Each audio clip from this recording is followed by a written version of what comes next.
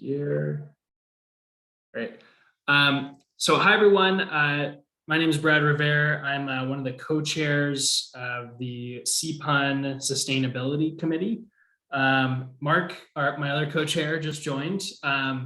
And we're excited to have everybody here for a conversation with Joel Rosenberg on electrifying everything in your home, and therefore our neighborhood, because we're all going to take a lot of action after this call today. And we are recording this so that other neighbors who couldn't join can listen in. So we'll post this on our YouTube afterwards. And then, of course, the slides and links that Joel will talk about, we'll make sure everybody on the call and anybody else who's interested will have access to those too. And my hope is we'll have some action items coming out of this call that whether you're ready to take action right now or you're sort of in the planning stages, we can all kind of work together on some of these things. I think will hopefully not only make us a more sustainable neighborhood, but also save us some money too. With that, I am going to turn it over to Joel to introduce himself and his organization, and then he can take it away from there. So go ahead, Joel. Okay, thanks a lot, Brad. Thanks for inviting me. Thanks everybody for showing up. My name is Joel. As he said, I work for an organization called Rewiring America. And we are pushing the idea that the path to decarbonization and the solution to climate change is electrify everything as our catchphrase. And so the talk here, electrify everything in your neighborhood. You could think of it as like a pep talk for your neighborhood organization to try to figure out how to get your entire neighborhood to get rid of all their fossil fuel appliances. And so don't worry too much about like what you see in the slides, or some are a little text heavy. You'll have access to them. You can go back over them, but this is really about trying to rally you guys to do the work, which I will talk more about. So let me see here. I'm gonna click on my screen. Okay, there we go. So I just want to, let me go back. Oh, stop. Zoom, what are you doing to me? Okay, so this, I want to start with this quote from this guy from the California Energy Commission. He said, "A solution to the climate crisis is finally surfacing. I hope everybody hears this. Basically, clean your electric grid because it can be fully renewable, electrify your vehicles because they're the #1 emitters, and drastically reduce fossil fuel use in homes and buildings." And I feel like this consolidation of these 3 points is pretty clear. And the first one, clean the grid, that's sort of happening. And the second one, electrify vehicles, that's also sort of happening. But the third one, drastically reduce fossil fuel use in homes and buildings, that's not so much happening. And it requires everybody to look in their own home and to make decisions about what's in their own home. And so in some ways, it's the biggest bear of the 3. It's the one that people, EVs, people have a lot of control over, but actually getting rid of their fossil fuel appliances, something most people haven't thought about, something most people don't really necessarily care too much about, and yet it's something we need everybody to do. And so when Brad, okay, let me tell you how I got to be on this call. Last year, Saul Griffith, shown here, was working on a book. He's one of the co-founders of Rewiring America, and his book, Electrify, is sort of the why we should electrify everything. And he goes in detail with charts and stuff about how much energy we could save and how much emissions we could reduce, et cetera. But I talked to him, I knew him from previous work, and he suggested to me that I should write a book. He was writing the why we should electrify, and he said, you should write a book on how people can electrify their homes. And so I spent most of last year writing this guide, Electrify Everything in Your Home, which is available as a free download from rewiringamerica.org. The link is down below. And you see from this image, we sort of boiled it down to 10 things that you can do in your home to fully electrify. And so it has this chart in the guide that lays out what the 10 things are and gives some information about how long the appliances last and how much it might cost you and what the benefits might be. And it also has on the other side here, it's got do nows. So it's sort of like something you could immediately take action on to get going on each of these things, even if you're a renter. And it's sort of broken up. The first 2 things have to do with your utility. The next 4 things are kind of around heating. Then there's electric vehicles and the charger, and then finally rooftop solar and storage. So that's just sort of a high level guide. But the thing is, Brad contacted me after this guide came out, and he said, it came out in December, and in January he said, hey, can you come talk to our neighborhood organization, which he also then said is 25,000 people. So it's a significant number of homes to potentially electrify. And he's like, can you present about the guide?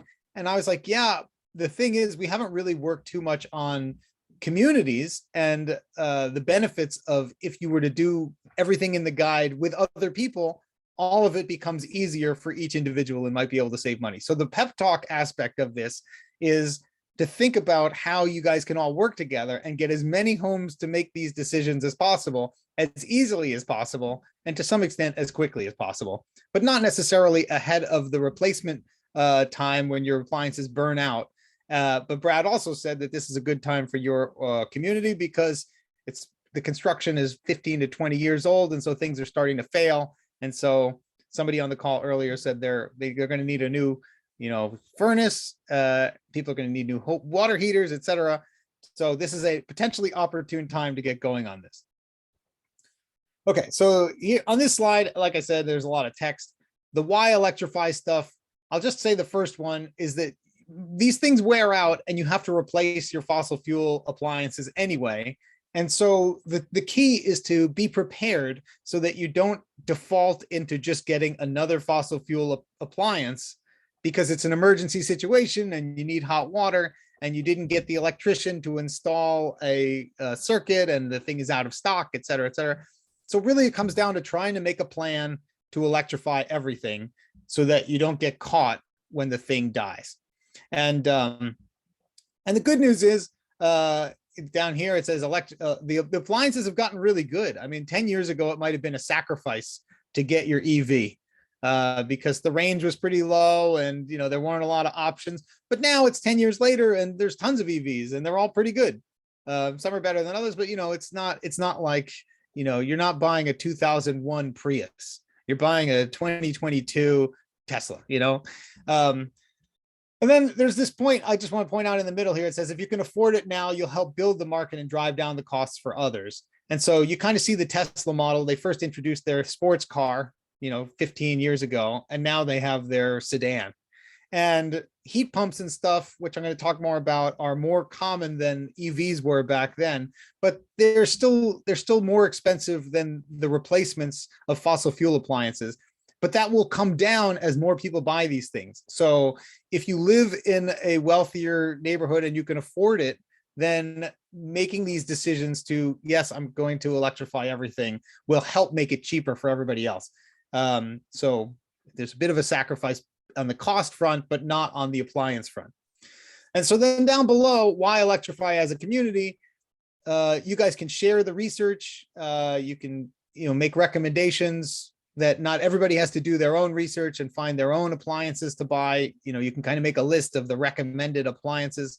Some people can go first and then show it off. I'm sure some people have already done some of these things. And so identifying those people and getting, social proof, as it were, about the benefits of doing this.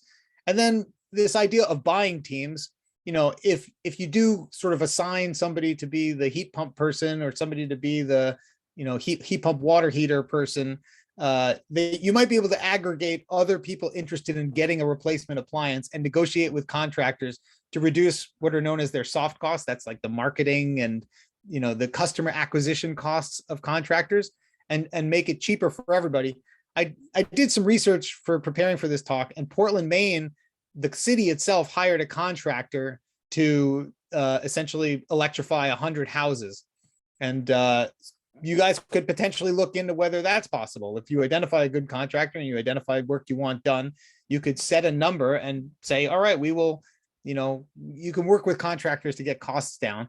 Another idea is that you could potentially, and I talked to Brad about this, stock something like a heat pump water heater that might not be available on the truck of most contractors. But if you have them in your community at like the rec center or something, then when somebody dies, then you just need a contractor to come and install the thing. You don't have to worry about whether it's in stock or not.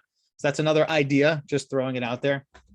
And then finally, being on teams encourages you to actually do the work as opposed to being alone in your apartment. or your home, and not feeling any social pressure to get any of this done. Okay, so a couple other resources. This is in the guide. This is another guide from another group. It's the pocket guide to all electric retrofits of single family homes, and they have sort of buyer's guides. In the back is a buyer's guide to different electric appliances, so that's worth checking out. There's some people in Menlo Park that are doing electrification research, and so they've got a talk about going from gas to electric that's worth checking out. And then there's a longer version that they did for PG&E down on the bottom here. I found this from Denver. They have a roadmap for neighborhoods securing a group discount for appliances. And so that's obviously Denver is very interested in this, to the point that they have this guide, and they also have their electrification plan, which does not cover single family homes. So Denver is very supportive of you guys, but they're not yet requiring you guys to electrify, but they would be very happy, having talked to a couple of people in the city, for you to take this on yourself and to be a model for other neighborhoods in Denver and beyond. And then I talked to somebody from Excel. The city hooked me up with these people. They're running a cold climate heat pump pilot project where they want 30 homes in Denver to install cold climate heat pumps. Those are ones that work down to, -5 or -20 degrees Fahrenheit.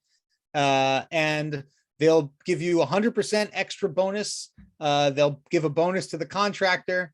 They'll put some extra wires in your house and study your house for 2 years. They expect that the heat pumps will be backed up by some kind of fossil fuel system. So some kind of furnace or boiler, or it could be an electric resistance heater. And I'll talk about electric resistance in a second. They want 30 homes. So not everybody could do this, but 1 or 2 homes you can go through Brad to take advantage of this if you want.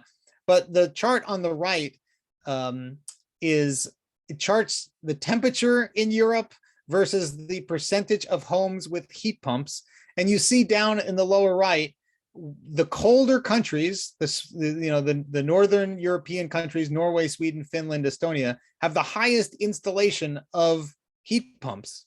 And so it's kind of funny that Excel wants to study whether cold climate heat pumps work, when in fact, like 60% of homes in Norway already have them. But that said, feel free to take advantage of Excel's money and prove to them that this technology works. Okay, so now going into the guide itself, I'm not going to talk about the how to pay for it section. These are just a bunch of options that I discuss a little bit more in the guide. But down below, how to pay for it as a community, there are lots of rebates out there, maybe from the state, maybe from Excel. And so if you're on the buying committees, somebody could identify all of the rebates, and then that research is done. And you're on your buying team, so they identify a couple of models, and then that's done. And you contract with a couple of contractors, and then that's done. And you have the equipment in, and then that's done. So you just get a lot of benefits from doing it with other people, and not everybody doing it on their own. Okay, so into the guide itself. The first chapter is to purchase renewable energy. The reason for this is I looked up what you guys have as your fuel sources, which is in this, if you look in the lower left here, you see the Rocky Mountain region, and you're about 30% renewable, 70% fossil fuel, which is, it's okay, could be better. But Excel does allow you to buy you have wind source. So you could just call up or go online and switch your power plan to wind source, and then essentially your power will be purchased as wind instead of as fossil fuel. So I encourage everybody to do that if you haven't done it already. But they also offer community solar, which means that instead of wind, you could also buy from a solar farm. You'd sort of buy a share of that. And then you can also get rooftop solar. So in the guide, we recommend any of these 3 options or some combination, and Excel has all of them available. I went online. Here's the table of the community solar projects that are available. There are different rate plans that you could have from Excel. They have vehicle charging plan, EV charging programs, and extra money for a battery. So again, one of the benefits of doing this with other people is that one person or a couple people who are, savvy at making a web page, let's say, could go through this process, take some screenshots, summarize what the options are, and make that available to your entire neighborhood. so that not everybody has to do the research themselves. And this idea comes from this guy, Nate Adams. And this link here is to his version for Ohio, right? So that's number one.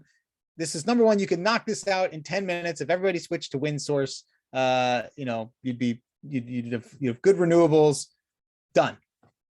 The next thing is your electrical service. So Brad said most of these houses, because they're 20 years old, most of them have 200 amp service. And so that's sort of like your energy budget, your electricity budget for your house, right? And if you have 200 amps, that's good. You shouldn't have a problem fully electrifying your house with 1 or 2 EVs on 200 amps. Some houses might have 100 amps. It's unlikely they have less than 100 amps. But if they do have 100 amps, the buying teams could also try and make some electrification plans around 100 amp electricity budget. And, the guys from Menlo Park, I showed that video earlier that you can watch. They have this idea of like defending the panel. What that means is when a contractor comes and installs something in your house, they only really care about the thing that they're installing. And so if it uses extra current, they don't care, because they're not trying to electrify your house. They're trying to install the thing that they're selling you. And so defending the panel is like, well, hang on, I don't know that I need a 50 amp EV charger, which is going to eat up half my 100 amp panel. I might be able to get away with 20 amp or something like that. So like just making a plan and budgeting your 200 amps or even of your 100 amps so that you're ready to fully electrify and you don't paint yourself into a corner. And I won't belabor this, but in that guide that I said before is from Redwood Energy, they have this picture, which is representative of what an electrical panel looks like. It identifies how you could fully electrify on a 100 amp panel. And then they also have this image. So you can do tricks like getting these power sharing devices. It's basically a power strip for 240 volt circuits, and let you share the power between your oven and your EV charger, so that they won't both run at the same time, but you don't overload the panel. Or if you go with a heat pump, a central heat pump, which I'll talk about in a second, that needs an air circulator, a blower, or an air handler, they could both be powered on the same part of the panel and not take up more space. So it's this kind of jigsaw puzzle of like, how do I get all of these electric appliances to fit onto this one electrical panel using the electricity budget that Excel provides me, right? And again, it's not a very difficult puzzle, but it's something that most people have never thought about. And if you do a little bit of planning, it goes a long way, because then you have a plan and you know what the budget is for each appliance. And if you don't know what I'm talking about, don't worry about it. That's why you're going to make teams. There are also, you've probably heard of Nest thermostats, which are these like, people from Apple left Apple to go, or Google, and they left Apple and they made this very fancy Wi-Fi controlled thermostat, which is like an iPhone in a thermostat. They took a previously fairly dumb device and made it smart, quote unquote. And now people are doing that for the electrical panel. So here's just one company. There's several that are doing this. And it's basically like, it's like an iPhoneized electrical panel that is easier, that will let you do load control in a way that a dumb panel won't let you do. So that can be helpful also if you have not enough electricity budget. So the third those are the first 2 chapters of the book. The third chapter is heat pump, space heating, and cooling. And this is sort of the hardest thing that you would have to do in your house, probably, because it's not a drop-in replacement. It's sort of like the contractor has to design it for your house and then come in and install it. And maybe they have to install something in each room, depending on what you go with. And so there's a lot of detail in the book about different types of heat pumps and stuff. The main idea is that a heat pump is sort of like a air conditioner run in reverse. So the example here is a window unit. Everyone's seen these, right? And it's a window air conditioner. Usually the window air conditioner pumps heat out of your house to make your room cooler. But a heat pump can essentially, it has a little valve that will reverse that. And then it can pump heat from outside into your house to make it warmer, right? So normally an air conditioner works like a refrigerator, where your room is the inside of the refrigerator and it's pumping heat out. But if you reverse it, then you're pumping heat in, and you get both heating and cooling from the same device, right? And on the right here is what they call them mini splits, and it basically has an indoor unit and an outdoor unit, and it both heats and cools. And it can heat up inside your house, even in very cold climates like you guys live in. And so it's a little counterintuitive, but even when it's cold outside, there is still quote unquote heat in the air outside that can be extracted and pumped into your house. And it makes it a tiny bit colder outside, but it makes it quite a bit warmer inside. And that's all you really need to know. And like I said, Norway has like over 50% of the houses now are run by these things. So you're in good company. The thing about heat pumps though is, like, let's say that you have a natural gas furnace right now. Let's say it's 80% efficient, which is okay for a gas furnace. They go up to like 97% or something like that. That means that for every unit of energy you put in, you get 0.8 units of heat worth of energy out of that gas that you're burning. Or if you have an electric resistance heater, maybe that thing can be 100% efficient, which means every unit of electricity that comes in gets turned into 1 unit of heat. But the thing about a heat pump is you can have 1 unit of electricity running the heat pump, and it can pump another 3 units of heat from outside into your house. And so for 1 unit of electricity, you get 4 units of heat. And so we say that it's 400% efficient. And the most efficient ones are like 700% efficient. Right. So it's amazing. I mean, it's like a magical device that can heat your house without burning stuff. And, it's definitely something to consider, because the amount of energy you need goes way down, and it starts to be something that you can power, partially on rooftop solar, et cetera. And so we are big proponents at Rewiring America of heat pumps. So the first thing you want to do when you go get a heat pump is ideally you get an energy audit where somebody comes to your house and checks for air leaks and stuff like that. And the idea is that you seal up your house, your air leaks, so that the amount of heating that you need is reduced. And maybe, insulation and stuff you don't necessarily have to do immediately. But for energy audits, I found these 2 things from Excel. One is the Home Energy Squad, which looks like it's contracted from Excel to do energy audits, but then they also have a list of auditors. And something you guys could do is, I believe you're in a mostly planned community, so you have a few different types of housing. And so maybe if, you have a team of similar types of homes, you get an energy auditor too for your homes, and then you can maybe generalize that to the other similar types of homes so that not everybody has to do an energy audit. Same thing with this thing called a manual J audit. Did I skip ahead? Oh yeah, I'll come back to that in a second. I did find this in Maryland. There's a community that has, the library lends out these infrared cameras that hook into your cell phone. And so you could do home improvements for energy by like looking at how well sealed your doors are and things like that. It's just another idea that if you guys wanted to go down that route, you could get a couple of these IR cameras. Maybe your library could get them, and then you could loan them out and people could do some home improvements around energy. That's the energy audit stuff. And then the next thing to do is to find contractors who will install heat pumps. There are a bunch of them in the Denver area. A little birdie told me that one of them, ductlessplus.com, will do all electric heat pump installations with no fossil fuel backup. But a lot of the other ones will do a fossil fuel backup. And if you wanted to do that Excel energy test pilot study, they do expect you to have fossil fuel backup or electric backup. And but again, find some contractors who are interested in working with you to install heat pumps.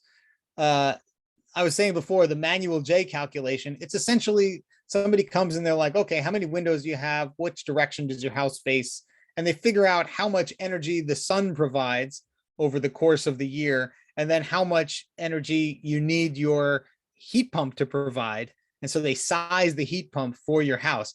Again, if you have model homes, a couple of different models, then you might be able to get away with just saying, all right, these homes that are all similar can use this equipment, and you save on having to, figure out what every individual home needs. And you just, as I said before, that Menlo Park group, they basically have identified like this Mitsubishi 3-ton inverter driven heat pump as like pretty good for most homes. And so it might be that as you do your research, everybody kind of settles on more or less one or two types of heat pumps, and then you can start potentially doing economy of scale purchasing and installation.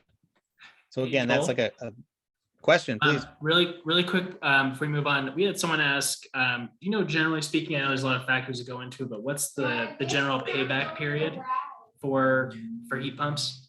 Yeah, so it depends, like most things.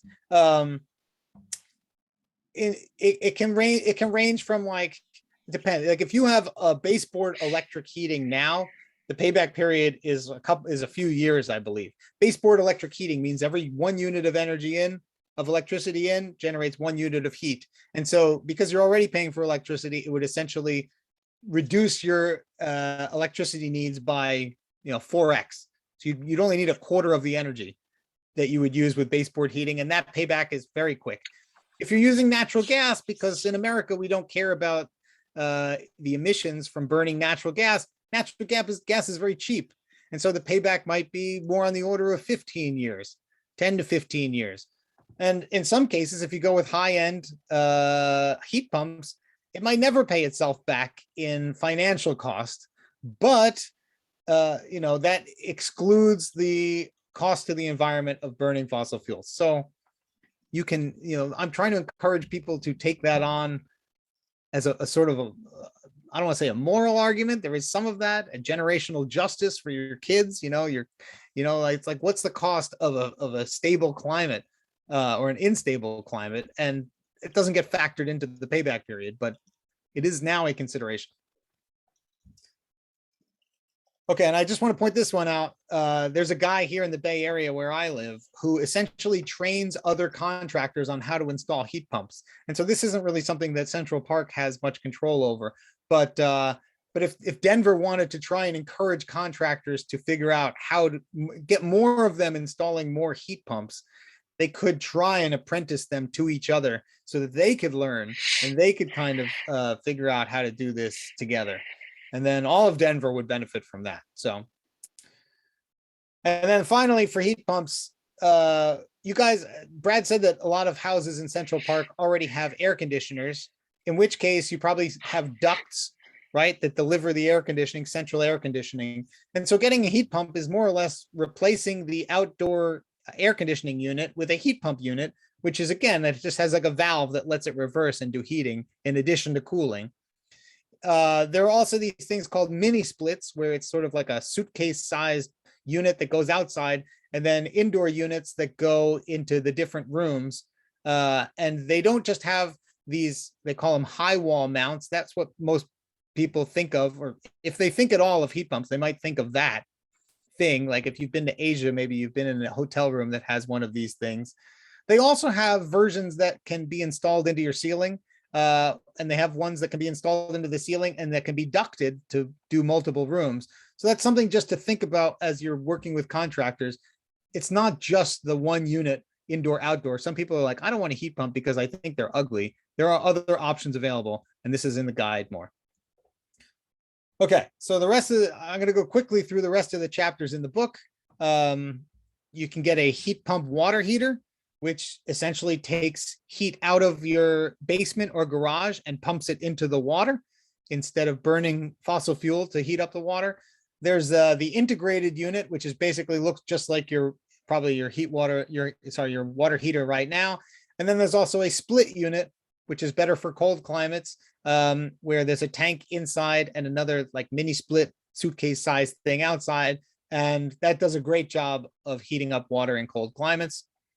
And again, this idea that maybe you would stock these locally, maybe with the city's support, so that a contractor could just come and take one out of the stockpile and install it, even if they don't have it on their truck. Electric cooking. So people are probably familiar with the old coils, maybe at their grandma's house. And most people don't love these because they don't give you a ton of control. They take a little while to heat up. They take a little while to cool down. If you have one of these, it's fine. You don't have to replace it immediately. But the more modern computerized control type cooking is called induction cooking. It's essentially using electromagnets to efficiently transfer energy to the pots and pans that you put on it. Because it's using a magnetic field to transfer the energy, the pots and pans need to be magnetic. And so you could go and test all of your pots and pans right now by taking a magnet off of your refrigerator and seeing if it sticks to the pot. And if it does, then it'll work with induction. And if it doesn't, then it probably won't work with induction. But you can also get a $50 or $100 single portable induction burner that plugs into a regular 110 volt outlet, and try that out. You could do that today. You know, you go to IKEA, sells them, and you could buy them online and test it out and see if it's something that you would consider getting to replace your gas stove. I should point out that gas stoves are a pretty small portion of your fossil fuel use, but a lot of people love their gas stove and they would never give up their gas stove. But also a lot of people who thought they loved their gas stove tried induction and love it even more. And gas stoves are sort of the obstacle to getting gas out of the house entirely. So if you're like, I would be open to making everything electric except for my stove, get a portable induction burner for $100 and see if you're really so wedded to that gas stove, or if perhaps it's the whole cooking with gas campaign that the gas industry has been running for 70 years that has made you think that gas is the best, because induction has transcended the benefits of gas. Clothes dryer. A lot of people have electric clothes dryers and you don't need to replace those, but there are more efficient versions now. They're particularly popular in Europe. They have ventless versions. Ventless means that they don't have a hole in your wall that's exhausting the moist air outside. Instead, it's just condensing the water down into a little, container, or it's draining somewhere. And they have 120 and 240 volt versions. So it's just something to consider, but you can also hang dry your clothes and that works well as well. And if you have an electric dryer, you don't need to replace that until it dies. EVs, something I didn't know when I started this is that EVs come with a cable that lets you plug into a 120 volt outlet and charge up 40 miles every night. So you don't immediately need a fast charger at home. So you could go and, try out an EV. If you buy an EV, you can use what it comes with to see how well that works for you initially. And also there's lots of charging stations that are popping up. There's many, I'm sure, around you now. So you can look online at maps of those, of where the chargers are, and, and plan for where you might charge when you're not at home. Just a quick note on that one. They're installing new high-speed and level 2 chargers at King Soopers and Eastbridge in the neighborhood. So it'll be a lot easier very soon to charge. Yeah, exactly. And so the network is being built out. They're trying to pass federal legislation, you might have heard, that has a lot of benefits for electrification, one of which is building out the EV charger network. If 40 miles a night isn't enough for you, you can get a level 2 charger, they call it, which runs on 240 volts and can do more like 200 miles a night. And then they have portable versions that plug into a appliance outlet. And then they have, you can get a fixed one. But another thing I didn't know when I was doing this research, they can have adjustable amps. So before, remember we were talking about like fitting everything onto your electrical panel. If you get one that's adjustable amps, then maybe 20 amps would get you enough charge overnight that you don't need to take up more of your electrical panel. So it is one of those variable components of full electrification that you should know about, regardless of what you choose to do. Rooftop solar, Brad said that most houses are already solar in your neighborhood, but if not, you can go online and get an estimate of how much your solar roof potential is, and you can get some quotes for installation, more or less immediately online, maybe a couple days. And you can also get quotes for batteries. And there are different variations that I go into the guide, but that's more just so you know what to say to your installer, what you're asking for and what they're going to do to your roof. And similar with batteries, there's a couple of variations, DC coupled and AC coupled. If you get solar, it is a good idea to get a battery, because your solar panels won't work in a grid outage because they have to shut off so they don't electrocute the guy trying to bring the grid back up. But if you have a battery, it can essentially isolate your solar and battery from the grid, and it can keep charging your battery, and you keep running stuff inside your house. And And right now you can buy a battery. They're coming down significantly in price, particularly as the EV market scales up. But soon you'll probably be able to use your EV itself as the home battery. And this is to some extent being pioneered in this country by the Ford F-150 Lightning and Sunrun, which are going to use the truck as the home battery. That truck should be able to power a house for like 3 days. So if you want, you can get a battery now. If you want to wait a few years, you might be able to use your EV as the backup. That's pretty much all I have to say. The guide is free. The important thing is to make a plan.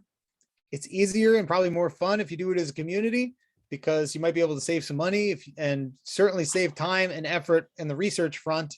And we're trying to get everybody on board, and there's a lot of individual decisions that have to be made by individual people.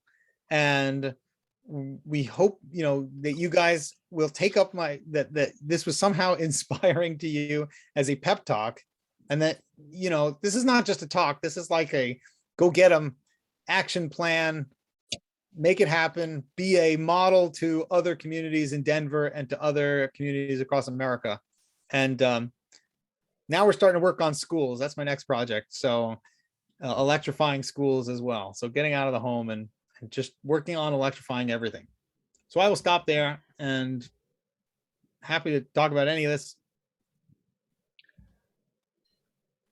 Thanks for doing that, Joel. This is Mark Maringer, the other co-chair of the committee. I've already done about half of the things on there. We've got an EV, we've got rooftop solar, we've got rooftop solar for our EVs. But the part that was really a giant headache for me for the last year is I was trying to figure out how to switch our natural gas furnace and air conditioning HVAC system to the heat pumps, because I kept hearing from a lot of groups that they were, the technology was there for it. And your chart of Norway being, 50, 60% on heat pumps was amazing to me, because every contractor I talked to, every single one said the technology is not ready yet for Colorado.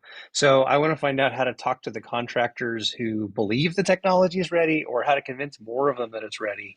Because I literally reached out to like over a dozen places. And as soon as I mentioned heat pumps, some of them stopped talking to me. One person said that he would refuse to do anything that converted my central air system to the mini splits, because they just didn't want to do that. I only got one quote once from one who was willing to do a heat pump, and that was still with the furnace backup. So one thing I learned that I'd love to get your thoughts on it is each of the contractors seems to specialize in one or two companies that manufacture a specific brand. And none of them were doing Mitsubishi, and none of them were mentioning that at all. So, how do we find these contractors? Because I'm ready to blast to the neighborhood as soon as I know how to find them. And I appreciate the folks in the chat who have already provided some thoughts there, and we're gonna definitely work on that. But I want to make sure that people always want a selection. When I first got solar, the question was always like, what's the payback period? And now, as you saw already, that's the question here. So I want to be able to pre-answer those questions when we blast it to the neighborhood. So any thoughts you have on how to find these contractors, if there's an association of, electrify your home contractors or whatever, let me know. Sure. So is a good question. The contractors are they're doing good work. They're needed, but they can be a bit of an obstacle to getting this done, as you have found. One way that I saw from Nate Adams to find a contractor is to call Mitsubishi's, to essentially call Mitsubishi sales and say, hey, who is your star contractor in the Denver area installing Mitsubishi heat pumps? And and try and come at it from the manufacturer point of view, because they do, like you said, work with specific contractors for installation. And so you basically call up and say, hey, who's your best inverter driven heat pump installer in the Denver area? And that will zero you in on that one. Another resource is NEEP, and it's in the slides. NEEP, which is stands for Northeast Energy Efficiency Partnership or something like that. And they've done a lot of work on cold climate heat pumps. They have a whole list of cold climate heat pumps that are available in the United States. And I can send you, it's in there, but I can send it to you separately. identifying maybe, Mitsubishi is a leader in central heat pumps. There are others. Trying to identify the devices that you want and then working backwards, like I said, to the contractors could be one approach. Contacting Ductless Plus, which the little birdie told me about, could be a way at least to get a second opinion about what they think about cold climate. But it is one of those things where if you can crack that nut, then everybody in your neighborhood could get those cold climate heat pumps from that contractor. And then all the other contractors might say, how come we're not getting any work in Central Park anymore? Maybe we need to figure out why.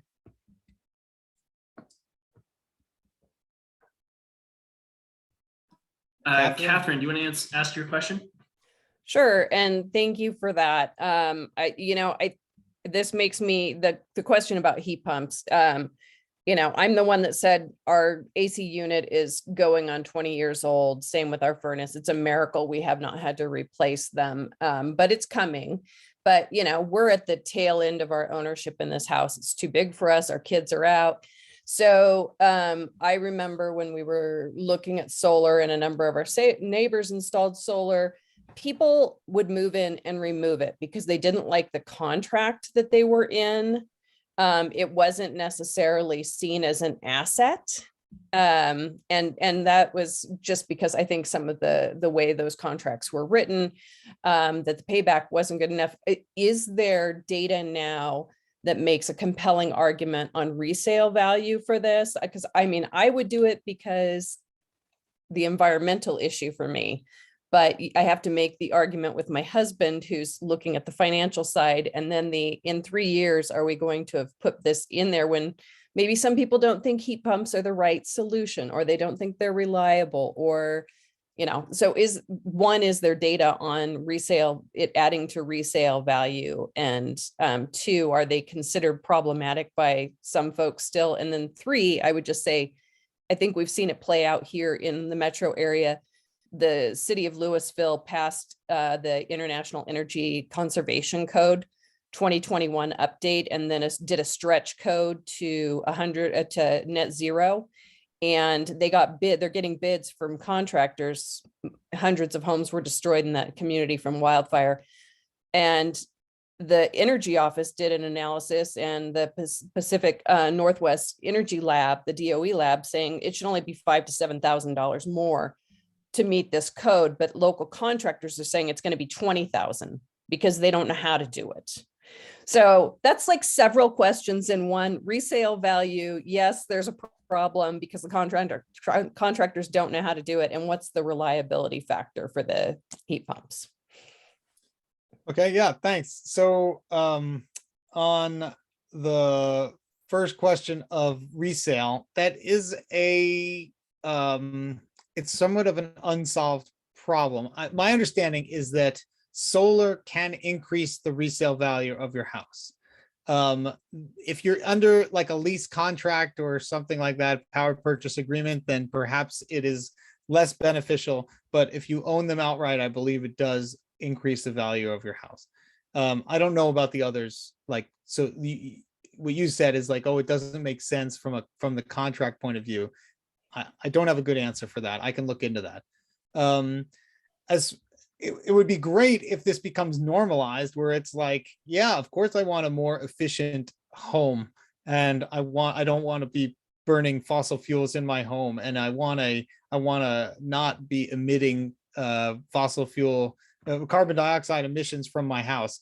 But it's not quite there yet, and it does come down more to dollars and cents. I don't know how crazy the Denver market, housing market is. I think it's gone a little crazy. And so it might be that the craziness of the housing market is going to swamp any home improvements like this anyway, because people aren't really like, calculating down to the dollar. They're calculating more to the tens of thousands of dollars when they're purchasing homes. But that said, there is a chance that I suppose it's more aspirational, that things are changing, not just because of what's happening in Europe, but just in general. It's like, hey, everybody, there's a solution to climate change, and it involves everybody electrifying everything. And that if you do the work, then maybe the people will come. But I understand that it can be hard to justify if you're thinking about selling your house. I doubt that I was on a call earlier today where somebody said they moved into a new house that had a brand new fuel oil heater that was going to last 30 years. And they're like, it's brand new. Just, your hot water heater is about to die, so you can replace that. That's a good thing to do. So there's a chance that if your furnace is about to die, that it could make sense to upgrade that with a heat pump, and it's very unlikely that somebody would come in and want to replace that. Again, you will not see the payback of that, so that is another decision that you would have to make. And then your final question about, I heard about the reach codes over in Boulder Valley, and I don't know what the economics look like. I know people are upset because it's going to be more expensive, and it shouldn't really be new construction. The word is that new construction is now cheaper than installing, for new construction, electrification, going all electric is cheaper because you don't have to build the gas infrastructure to the house or in the house, and you're basically already doing wiring. So it's cheaper from an infrastructure point of view to build new construction all electric. I don't know what's going on over there. I don't know if it's gouging or what, where they're like, no, they said $7,000, but I think 20 sounds better. I don't know if that's what's happening, but for new construction, I've definitely heard that that is not the case. You are correct that it might be that those builders don't yet know how to do it. It's a little disingenuous because they do know how to build electric houses.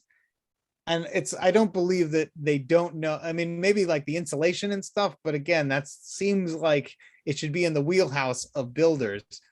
And it's not adding a new system, it's removing a second system. And so I would expect that it wouldn't be more expensive, but I don't know the details of that. Thank you. About 10 minutes left. Does anybody else have any burning questions for Joel? Electrical heat burning questions. Yeah, exactly. I will be available to answer questions if people want to email me. My hope is that you guys, to get it done as best you can. I was saying earlier to Brad, like, if there are people in your neighborhood who have already done some of these things, particularly, on heat pumps or on heat pump water heaters, trying to identify those people if they're willing to be identified, and documenting what they've done and what the benefits have been, and asking them if they'd be open to answering questions. As well as, Mark was saying, if he could find that heat pump installer, that he would share that with everybody. Just trying to write down things in some kind of central place where other people can see it, instead of saying like, oh, Mark has a heat pump, why don't you go ask him? Instead, putting it online and saying, here's Mark's system, here's what he paid, here's the contractor, here's what his bills look like, if you're open to that. Like, trying to make these things socially visible can move people forward without them having to pick up the phone or them having to go over. That said, where I live, they've done green home tours. So that's something that you could consider doing for people who have done it. Maybe you've never experienced the inside of a home, a heat pump, but you might, I've been in them. They're nice. They've been sometimes described as a womb-like, where like everything kind of heats up. An analogy I've heard for a heat pump is like your furnace, because it turns on very hot and then shuts off. It's sort of like being dumped on with a bucket of water, while a heat pump is more like a shower. It's just sprinkling heat into the room over time, and that gives everything a chance to warm up and just keeps everything more comfortable, and it uses less energy to do so. So like those kinds of things, the more you can be like, no, look, here's my induction burner, come have a meal and I will cook for you and you can see for yourself, or you can borrow my induction burner. There are libraries that, I said earlier about like an IR camera that would plug into a phone that lets you do some home weatherization projects. But my library here will lend out induction stoves. trying to think about these relatively low cost, higher leverage things that let people experience them for themselves, backed up by information about how to do it easily and locally, I think could go a long way to getting all of you guys moving forward together. Thanks, Joel. I'm gonna follow up with another question, but a quick comment. When I first got my solar panels 16 years ago, we did join one of the green home tours in the area. And unfortunately, everybody who came to my house was disappointed because all it was a house powered by solar and everything else looked completely normal. And they're like, oh, okay. So they had driven like halfway across town or something like that. So, but it would be a good idea. So I'm wondering on the hot water heaters and the other items that are also like that, are there brands that we should be thinking at, or are they all Mitsubishi as well, if we want to find contractors for those? Because we replaced our hot water heater a couple of years ago after 15 years because, again, it was around that age, and nobody could tell me another option besides the natural gas-based stuff. They all wanted to keep us in the same route. So as the guy who runs the website for this committee, I will make sure to put that list on the website once I know who to put on there, but I haven't been able to find anybody yet. Sure. So for hot heat pump water heaters, the big guys, Rheem and GE and A.O. Smith all make heat pump water heaters. And I think for the unitary, they call them the integrated versions that look like regular heat pumps. I think they're comparable. You can look online. I don't have a recommended one. Well, for this. Oh, sorry, Joel. I just want to mention, because I know we had talked about this previously, most heat pump hot water heaters that are on the market now are 240 volts. And most people, if you have a gas or electric hot water heater now, it probably is on a 115 or 120 volt. And they had announced a few months ago they were going to start, because Europe has 120 volt ones. They were going to bring them to the US, right? And then supply chain chaos, everything kind of delayed that, right? My understanding, Europe's mostly on 240, so I don't think they have the 120 volt. Okay. Heat pump water heaters. I heard from somebody, the history of these things is they've had electric resistance water heaters for a while. They essentially just have big heaters, resistive heaters in them, and they needed 240 volts and 30 amps to heat up the water. And then they decided, oh, well, we could try putting a heat pump on top of this water heater and then use that for when the resistance, use it when it's warm enough. And if it gets too cold, we'll turn the resistors on to heat up the water. And then over time, they decided, well, maybe we don't need 30 amps worth of each one of these resistive heaters is like 15 amps worth of energy of electricity. So they're like, well, maybe instead of two of them, we can get rid of one of them, and then we'll have a 240 volt, 15 amp water heater. And now they finally come around to this idea of like, well, maybe we don't need either one, and we can make it 120 volts, 15 amps, and it'll just plug into a regular wall outlet. And these are coming onto the market now. They were supposed to be out at the end of last year. They should be out now. They're not yet, but I've heard that it could be chip shortage. It could be, there are a couple of different explanations. They should be coming. And then when that happens, then when your water heater dies, you can go and just say, well, I'll just get one that plugs into a regular outlet. And I don't need an electrician, and I don't need a plumber necessarily, though, you can have the plumber come and install it. And that'll be great. In the meantime, if somebody's water heater is about to die, the 15 amp version is apparently less common from purchasing it from a contractor, but it is a better option than the 30 amp. I think they can also be programmed so that the backup resistance doesn't come on. And they have other benefits, like it turns out that essentially, like your air conditioner dehumidifies, right? Like as air cools down, the water, the water in the air turns into a liquid, and like that's why air conditioners drip and stuff, if you've ever walked past one of those units. But by installing a heat pump water heater in your garage or in your basement, it will essentially dehumidify your space, which can be good for damp places like garages or basements.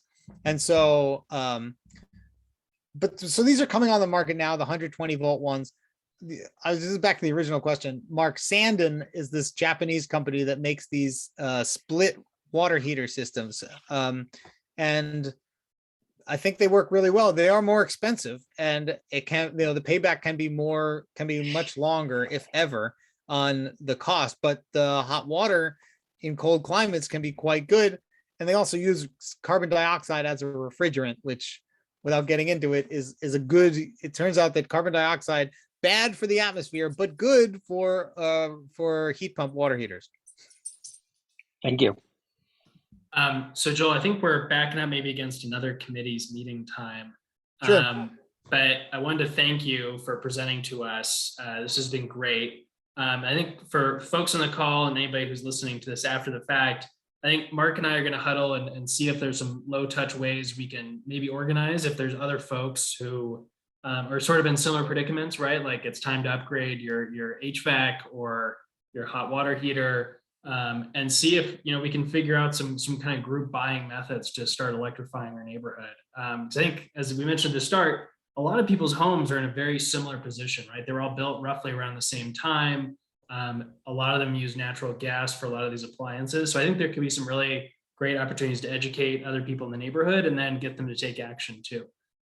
So I'll make sure for everybody on the call that we distribute, the book that Joel wrote. And then also we'll try to find some ways to maybe circulate both products and then maybe like friendly contractors, as Joel was saying, that kind of get it, and see if we can figure out a way to make this work. So thank you, Joel. And then anybody else, if you have any questions for Joel in particular or for us, feel free to reach out to us through the website and we'll start taking action. So Joel, thank you for that pep talk. No problem. Good luck, everybody. Thanks for taking on the challenge. Okay, thanks, Joel.